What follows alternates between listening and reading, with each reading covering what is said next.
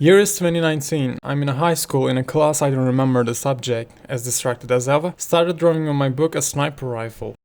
I usually draw cars or portraits, but this time my mind was busy with FPS games like PUBG or whatever. A few months after that day, I wanted to 3D model that drawing of mine. As a newbie on Blender, I couldn't manage to make a good model, though I was still excited about the fact that I can make models and denoise them on Paint.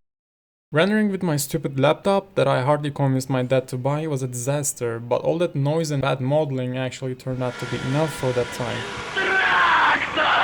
Because it was the time I was still fascinated by the glass and metal shaders for how realistic they looked to my eyes. I was always a shaders guy rather than cover up everything with textures guy. Well, whatever. After years, I remastered that rifle model. I didn't do a remake, just worked on the same project file, made many tweaks, settings, setups, etc. And here is the result.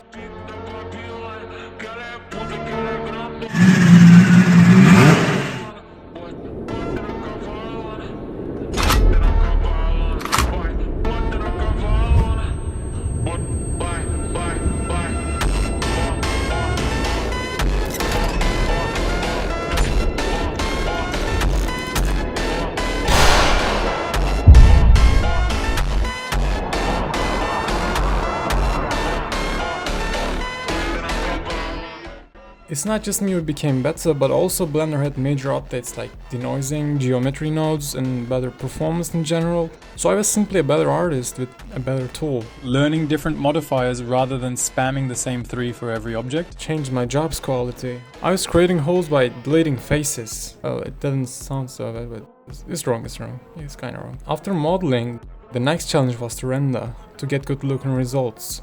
Since my principle was to polish shitty models till they look good, I always had a taste about lighting. Materials, on the other hand, was so sketchy because I was just too lazy for all that node stuff. A quick reminder that your art is as strong as your ability to use your tools. I set up a good scene in my head, but to bring it to life, I struggled and still is struggling. Good thing that I have a habit of drawing since I was 6, 9, so even if I can't model, I can at least draw it at some degree. Back to our topic, I learned about topology, texturing, compositing and so on. Remember cranking up the power of the light because your object is actually too big and basically need a sun to make it visible to camera. Well, that emission strength also converts to render time. Navigation. I felt drowning while trying to pan, rotate and zoom in the beginning. I wasn't comfy with it. I couldn't solve the disappearing problem for a long time because I didn't know it was possible to solve. You know, when you get too close or go too further, the object disappears. That thing. Fuck it. Always research, guys. Just Google it sometimes. Scanning through forums, videos, support pages isn't always necessary. By the time, instead of trying so hard to control my hand to model sketchy things, I used references with better knowledge. Man, I even modeled a car with sculpting. My general method was to fiddle till it roughly gets into a shape, which is so unprofessional, so killing the learning curve and models turn out like kid drawings. Bad proportions, smooth edges that are supposed to be sharp. Still have some of that bad habit actually. I'm still not an intermediate, let alone being a professional. I'm just experienced, I guess. My biggest mistake was trying to model everything as a single object. It was wrong because the topology becomes so inappropriate for further deformations. It causes unnecessary triangles in simple parts of the mesh. Now I use separate meshes for different parts of the model as it was supposed to be. The actual lesson I learned is not to sketch but to plan. The more you can imagine it in your mind, the more you know what you want. And boy, that fucking changes everything. More practical way to plan is to sketch it on paper, extract every asset in a list, thus you know all the things to model. You can use an infinite notepad to get references to bind everything in your mind, which I never did actually. I should. Let's say that you're modeling a beautiful view. Your assets would be a mountain, nice grass, a couple of trees, a river, and kids playing soccer and soccer ball that the kids are playing. Place them in a scene with rough models, and after setting up the scene, model the assets further in detail, which is called blockout actually. Another important term in modeling, designing and manufacturing.